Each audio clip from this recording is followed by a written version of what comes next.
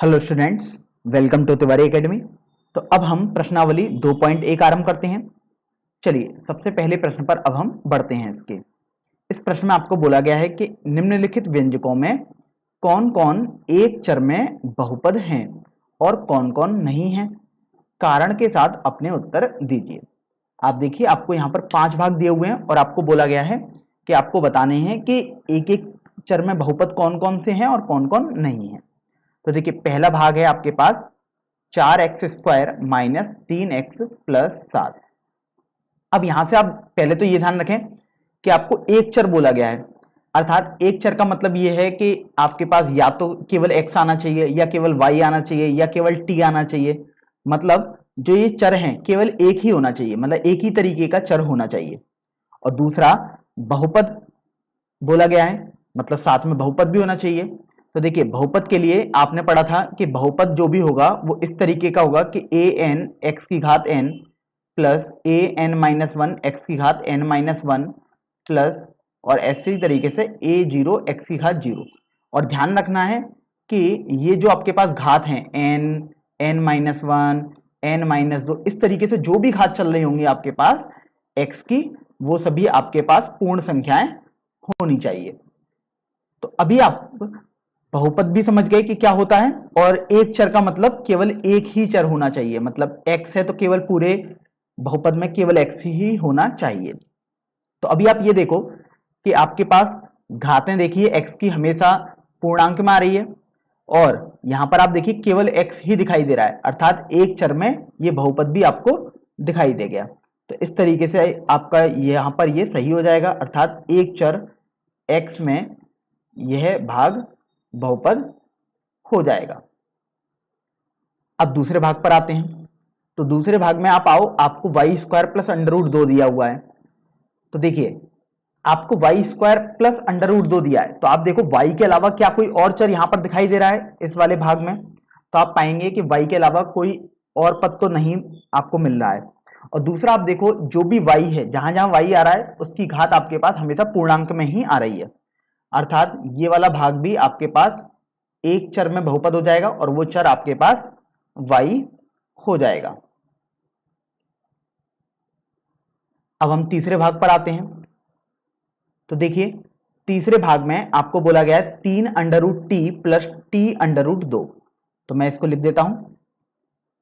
अब यहां से आप ये देखो कि अगर आपको थोड़ा समझने में थोड़ा हल्का भी संदेह हो, तो आप अंडर रूट टी को टी की घात के यदि रूप में लिखेंगे तो आप पाएंगे इसे टी की घात 1/2 लिख सकते हैं, प्लस ये टी अंडर रूट 2 है। तो अभी आप ये देखिए कि यहां पर चर तो आपके पास एक ही आ रहा है, लेकिन आपके पास देखिए ये बहुपद नहीं है, क्योंकि देखिए जो चर है वो हर जगह पूर्णांक नहीं है। देखिए यहां पर जो 1/2 घात है वो पूर्णांक नहीं होती, लेकिन यहां पर देखो घात एक है, बेसिकली कुछ नहीं दिया है, तो यहां पर तो पूर्णांक है लेकिन यहां पर नहीं है, क्योंकि 1/2 पूर्णांक नहीं होता।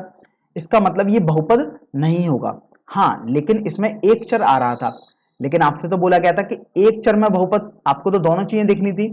तो ये आपके पास आ जाएगा एक चर टी तो है, लेकिन यह एक बहुपद नहीं है। तो इस तरीके से आप बोलेंगे कि यह जो आपके पास व्यंजक दिया हुआ है वो इस प्रश्न के हिसाब से एक चर में बहुपद नहीं है। अब हम चौथे भाग पर आते हैं। चौथे भाग में आप देखिए, आपको y प्लस 2/y दिया हुआ है। अब आप देखो इस y प्लस 2/y को आप लिख सकते हो y प्लस 2, और 1/y को तो आपने सीखा था y की घात -1 हो जाएगा। तो अभी आप देखो, आपको चर तो एक ही दिखाई दे रहा है यहां पर, केवल y, पूरे व्यंजक में केवल y ही दिखाई दे रहा है, इसके अलावा और कोई चर नहीं दिखाई दे रहा है। तो आपके पास एक चर तो है, तो यहां से एक चर मतलब y तो आपके पास है, लेकिन आप देखिए यहां पर जहां भी y आ रहा है उसकी घातें हमेशा पूर्णांक नहीं आ रही हैं। देखिए -1 एक पूर्णांक नहीं होता है, सॉरी पूर्णांक नहीं, पूर्ण संख्याएं नहीं आ रही हैं। तो आपने देखा कि जो -1 है वो पूर्ण संख्या तो नहीं है, तो आप बोल देंगे लेकिन यह एक बहुपद नहीं है। चलिए अब हम सबसे अंतिम भाग पर आते हैं, भाग संख्या 5 पर। तो देखिए मैं यहां पर कर देता हूं। इसमें आप देखिए आपको बोला गया x की घात 10 प्लस y की घात 3 प्लस t की घात 50। तो अभी अब ये देखो कि आपके पास ये एक बहुपद दिखाई दे रहा है, क्योंकि घातें देख लो, जो भी चर हैं उनकी घातें हमेशा पूर्ण संख्याएं हैं, तो ये बहुपद तो है। लेकिन आप देखिए यहां पर आपके पास 3 चर आ चुके हैं, एक x है, एक y है और एक t है। तो यहां पर 3 चर हैं, x, y तथा t हैं। लेकिन ये बहुपद था। लेकिन आप देखिए आपको तो बोला गया था कि एक चर भी होना चाहिए और बहुपद भी होना चाहिए, अतः यह वाला भाग भी आपके पास एक चर में बहुपद है, इसका उदाहरण नहीं होगा। चलिए अब हम प्रश्न संख्या 2 पर आते हैं। तो देखिए इस प्रश्न में आपको बोला गया है कि निम्नलिखित में से प्रत्येक में एक्स स्क्वायर का गुणांक लिखिए। और आपके पास देखिए 4 भाग दिए हुए हैं। तो देखिए सबसे पहला भाग जो आपके पास दिया हुआ है वो है 2 plus x square plus x.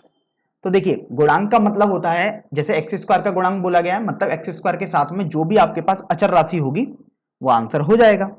तो अभी आप ये देखो कि एक्स स्क्वायर के साथ में यहां पर आप देखिए कुछ भी नहीं है, कुछ भी नहीं है, मतलब ये हुआ कि बेसिकली एक का गुणा हो रहा है, क्योंकि अगर एक गुणा एक्स स्क्वायर करोगे तो वो एक्स स्क्वायर ही आएगा। तो इसलिए यहां पर एक्स स्क्वायर का गुणांक 1 हो जाएगा।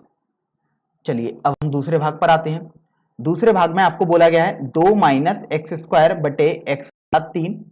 अब इसमें आपको एक्स स्क्वायर का गुणांक देखना है। तो आप देखिए एक्स स्क्वायर का गुणांक देखना है, मतलब एक्स स्क्वायर के साथ में किसका गुणा कर दिया जाए तो ये जो प्रश्न है उसमें एक्स स्क्वायर वाला पद बन जाए। तो आप देखो यहां पर माइनस है और कुछ भी नहीं दिया हुआ है, तो बेसिकली कुछ नहीं दिया होता है तो एक होता है, तो माइनस ये और एक और आ जाएगा। तो इस तरीके से -1 आ गया। अब तीसरे भाग पर आओ। तो तीसरे भाग में आपको बोला गया है पाई बटे 2 एक्स स्क्वायर प्लस एक्स। अब इसमें भी आपको एक्स स्क्वायर का गुणांक ज्ञात करना है। तो देखिए एक्स स्क्वायर का गुणांक मतलब एक्स स्क्वायर के साथ में जो भी अचर राशि होगी जिसका गुणा हो रहा होगा वही एक्स स्क्वायर का गुणांक हो जाएगा। तो आप देखिए एक्स स्क्वायर के साथ में अचर राशि तो आपके पास पाई बटे 2 है, तो इसका मतलब पाई बटे 2 एक्स स्क्वायर का गुणांक यहां पर हो जाएगा। देखिए अब हम चौथे भाग पर आते हैं। तो आप चौथे भाग में देख रहे हैं आपको बोला गया है अंडर रूट 2x माइनस 1। अब इसमें आपको एक्स स्क्वायर का गुणांक पूछा गया है। तो आप ये देखो कि यहां पर आपको एक्स स्क्वायर का कोई पद दिखाई नहीं दिया, तो आप इसको ऐसे भी समझ सकते हैं under root 2x minus 1 plus, अगर एक्स स्क्वायर का कोई पद है ही नहीं इसका मतलब मैं बोल सकता हूं 0 गुणा एक्स स्क्वायर, क्योंकि 0 का यदि किसी से भी गुणा करूंगा तो वो 0 ही आएगा। तो बेसिकली ये लिखा तो मैंने यही है बस, लेकिन इसमें एक्स स्क्वायर का पद इस तरीके से लिखा ताकि कुछ भी चेंज नहीं दिखाई दे रहा। तो अब आप देखिए इसमें एक्स स्क्वायर का गुणांक आपके पास क्या आ जाएगा, एक्स स्क्वायर का गुणांक मतलब एक्स स्क्वायर के साथ में जो लिखा हुआ है वो हो जाएगा 0। तो इस तरीके से आपने इन चारों भागों में एक्स स्क्वायर का गुणांक ज्ञात कर लिया है। और आपको यह ध्यान रखना है जैसे चौथे भाग में आपको एक्स स्क्वायर का पद नहीं दिखाई दिया तो आप सीधे यहां पर 0 भी बोल सकते हैं। चलिए अब हम प्रश्न संख्या 3 पर बढ़ते हैं। तो देखिए प्रश्न संख्या 3 में आपको बोला गया है कि 35 घात के द्विपद का और 100 घात के एक पदी का एक एक उदाहरण दीजिए। तो अभी आपसे बोला गया है कि 35 घात के द्विपदी का। तो देखो सबसे पहले तो द्विपदी समझ लेते हैं, और घात तो आपको समझ में आता ही है जो बहुपद की घात होती है। तो द्विपदी मतलब देखिए नाम से ही आपको पता लग रहा है जिसमें 2 पद हो, और एक पदी आपको नाम से ही पता लग रहा है कि ऐसा बहुपद जिसमें एक पद हो।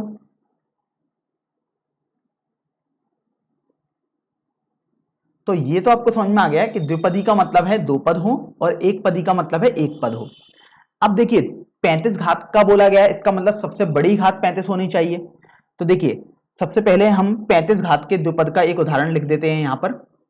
तो 35 घात के द्विपद, तो ध्यान रखना है कि आपके पास 2 ही पद होने चाहिए। तो देखिए बहुत अच्छा उदाहरण आपके पास x की घात 35 प्लस, यहां पर आप कुछ भी लिख सकते हैं, लेकिन ध्यान रखें जब भी घात लगाएं तो वो 35 से ज्यादा नहीं होनी चाहिए। तो जैसे मान लो आपने 4 लिख दिया, मैं एक उदाहरण लिख दिया 35 घात के द्विपद का। भले आपको एक एक उदाहरण पूछा गया है, लेकिन यहाँ पर हम और भी उदाहरण लिख देते हैं ताकि आपको अच्छे से समझ में आ सके। देखिए x की घात 35, मान लीजिएगा मैंने 2 का गुणा किया, -2 लिख दिया। अब देखिए और भी हम लिख सकते हैं, आप -5x² प्लस 10x की घात 35 भी लिख सकते हैं। इसका मतलब आपको ये समझ में आ गया कि x की घात 35 तो जरूर आना ही चाहिए, और दूसरा पद कुछ भी हो लेकिन घात उसकी 35 से बड़ी नहीं आनी चाहिए। इस तरीके से देखिए आपने 3 उदाहरण लिख दिए 35 घात के 2 पद का। अब आपको 100 घात का 1 पद का उदाहरण लिखना है। तो देखिए 1 पद का मतलब है एक ही पद होना चाहिए, तो देखिए इसके भी हम उदाहरण लिख देते हैं। और ध्यान रखना है जो एक ही पद हो वो 100 घात का ही होना चाहिए, तभी तो आप बोल पाएंगे 100 घात का है और एक पद है। तो देखिए x की घात 100 लिख सकते हैं आप देखिए लिख सकते हैं -2 गुणा x की घात 100। इस तरीके से आप देखिए कुछ भी लिख सकते हैं, x की घात 100 जरूर आना चाहिए। तो आप यहाँ पर देखो 15 लिख दो, कुछ भी आप ऐसे बहुत सारे लिख सकते हो। तो इस तरीके से आपने इस प्रश्न को हल कर दिया है। अब देखिए हम प्रश्न संख्या 4 पर आ जाते हैं। इस प्रश्न में आपको बोला गया है कि निम्नलिखित बहुपदों में से प्रत्येक बहुपद की घात लिखिए। तो देखिए सबसे पहले आपको बोला गया है कि ये बहुपद आपको दिए हुए हैं और आपको बहुपद की घात लिखनी है। तो बहुपद की घात, इसका पहले हम मतलब समझ लेते हैं। देखिए बहुपद की घात, इसका मतलब होता है जो बहुपद की उच्चतम घात होती है उसे ही हम बहुपद की घात बोलते हैं। तो आप जैसे उदाहरण के तौर पर समझ सकते हैं कि अगर मैंने एक उदाहरण आपके पास लिया है कि एक बहुपद लिया, जैसे 2x² प्लस 5 लिया मैंने आपके सामने एक उदाहरण। तो आप देखिए यहां पर आपके पास ये बहुपद दिखाई दे रहा है, क्योंकि जहां जहां चर पद आ रहा है वहां वहां घात पूर्ण संख्याएं आ रही हैं। तो देखिए बहुपद तो आपको समझ में आ गया। अब आपसे बुलाया गया है कि घात निकालनी है आपको।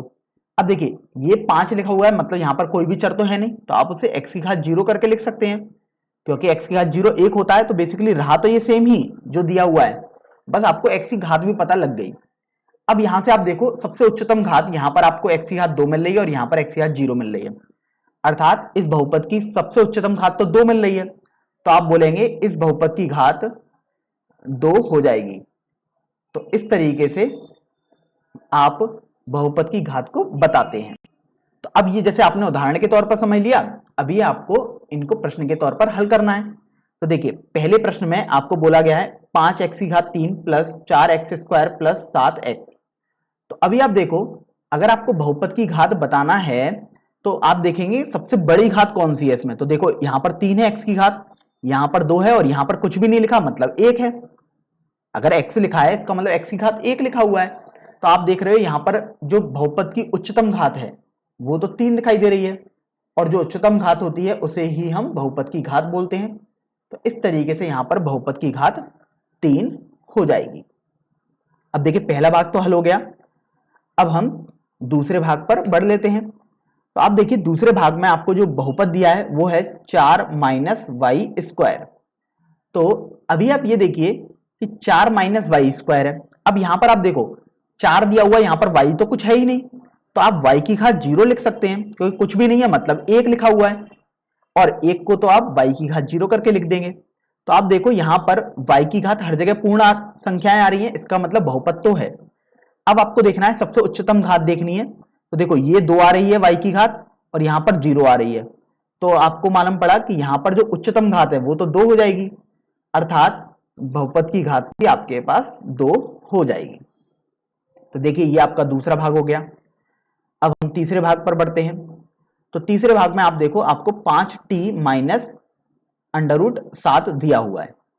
तो अभी आप ये देखिए अगर आपको 5t - √7 दिया है तो आपके पास t एक चर दिखाई दे रहा है, तो या आप इसे t की घात 0 लिख सकते हैं यहां पर, क्योंकि यहाँ t दिखाई नहीं दे रहा था, अर्थात 1 का गुणा हो रहा था, तो आपने उस 1 को t की घात 0 लिख दिया। तो अभी आप ये देखो कि यहां पर कुछ भी नहीं लिखा है, मतलब t की घात 1 है।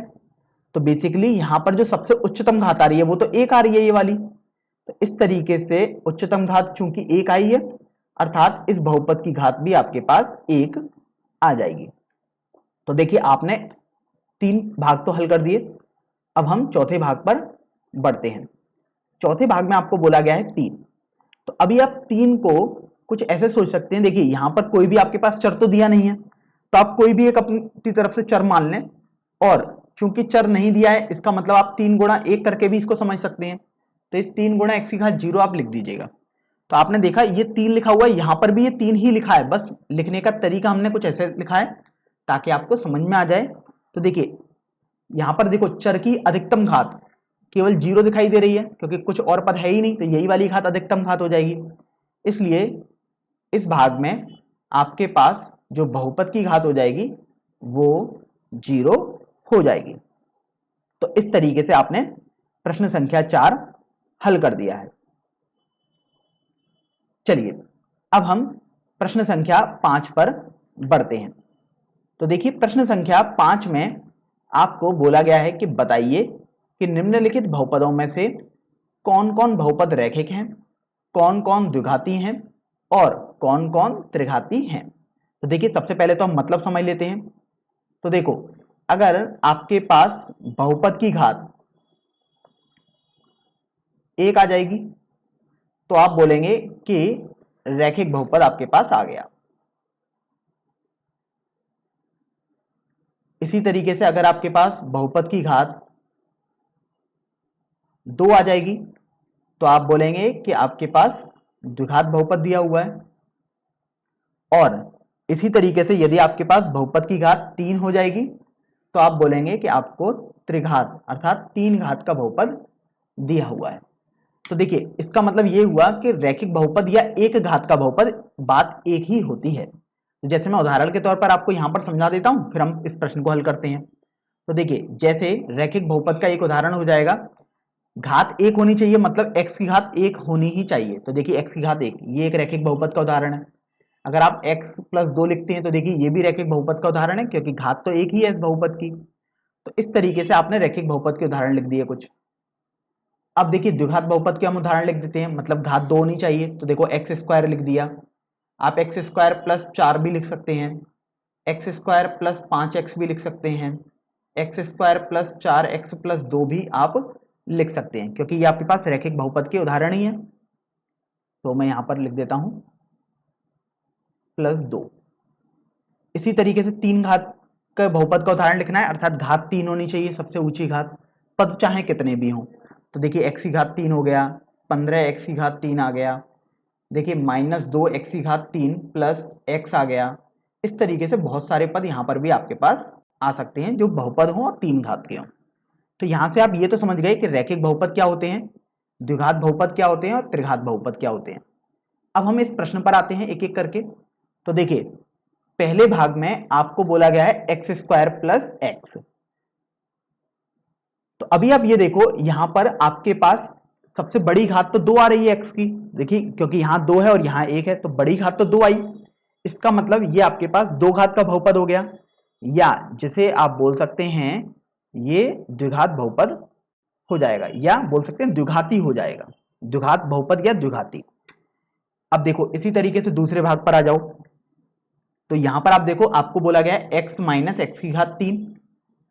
तो अभी आप ये देखिए x माइनस एक्स की घात 3 ये आपको दिया हुआ था, तो यहां पर अगर कुछ भी घात नहीं लिखी है मतलब घात 1 है, तो यहां पर देखो सबसे बड़ी घात तो 3 दिखाई दे रही है। इसका मतलब ये हुआ कि ये आपके पास 3 घात का बहुपद हो जाएगा, या आप बोल सकते हैं यह एक त्रिघाती बहुपद हो जाएगा। अब देखिए हम तीसरे भाग पर आते हैं। तो यहां पर आप देखो आपको बोला गया y plus y square plus 4। तो आप देखो सबसे ऊंची घात, सबसे बड़ी घात कौन सी है यहां पर, तो आप पा रहे हैं देखो यहां पर घात 1 है, यहां 2 है और यहां अगर कुछ भी नहीं दिया तो आप y की घात 0 लिख सकते हैं। तो आप देखिए ये तो आपके पास सबसे ऊंची घात जो आ रही है अर्थात सबसे बड़ी घात जो आ रही है वो तो 2 आ रही है, अर्थात ये आपके पास द्विघाती बहुपद हो जाएगा। तो आपने इसको भी बता दिया कि ये द्विघाती बहुपद है। अब देखिए चौथे भाग पर अब हम आते हैं। तो चौथे भाग में आपको बोला गया है 1 प्लस एक्स। तो अभी आप ये देखिए कि इस 1 प्लस एक्स को तो आप x की घात 0 लिख सकते हो इस 1 को, और x को आप x की घात 1 लिख सकते हो। तो ये आपको समझ में आया कि ये सबसे उच्चतम घात तो 1 रखता है, अर्थात ये आपके पास एक घात का बहुपद हो जाएगा। और जिसे आपने सीखा था कि इसे आप रैखिक बहुपद भी बोल सकते हैं। तो इस तरीके से ये आपके पास रैखिक बहुपद आ गया। अब हम पांचवें भाग पर आते हैं। तो देखिए पांचवें भाग में आपको बोला गया है 3 गुणा टी। तो अभी इसको भी देख लेते हैं। 3 गुणा टी, तो देखिए यहां पर अगर टी की घात कुछ भी नहीं दिखाई दे रही है, इसका मतलब एक घात है। तो आपने देखा कि ये एक घात का बहुपद हो चुका है, क्योंकि एक ही पद है, मतलब वो जो घात होगी वही उच्चतम घात हो जाएगी। इसका मतलब इस बहुपद की घात एक हो गई है, अर्थात यह भी आपके पास एक रैखिक बहुपद हो जाएगा। तो आपने पांचवा भाग भी हल कर दिया। अब देखिए हम छठे भाग पर आते हैं। छठे भाग में आपको बोला गया है आर की घात 2, मतलब आर स्क्वायर। तो देखिए आर स्क्वायर दिया गया है, मतलब यहां पर आपके पास एक ही पद दिया गया है, तो इसी की घात जो होगी वही बहुपद की घात हो जाएगी। तो इस तरीके से आपके पास ये दो घात का बहुपद हो गया, जिसे आप द्विघाती या द्विघात बहुपद भी बोल सकते हैं। और अब हम सबसे अंतिम भाग पर आते हैं। तो सबसे अंतिम भाग में आपको बोला गया है 7 गुणा एक्स की घात 3। तो अभी आप ये देखो कि 7 गुणा एक्स की घात 3 को हम कैसे हल करेंगे। अब यहां पर आप देखो केवल एक ही पद आपको दिया हुआ है, मतलब जो इसकी घात होगी इस पद की, वही आपके पास इस बहुपद की घात हो जाएगी। तो आप देखो यहां पर तो घात आपको 3 दिखाई दे रही है, अर्थात ये जो बहुपद आएगा वो त्रिघाती अर्थात 3 घात का बहुपद हो जाएगा। तो इस तरीके से आपने ये प्रश्न भी हल कर दिया है।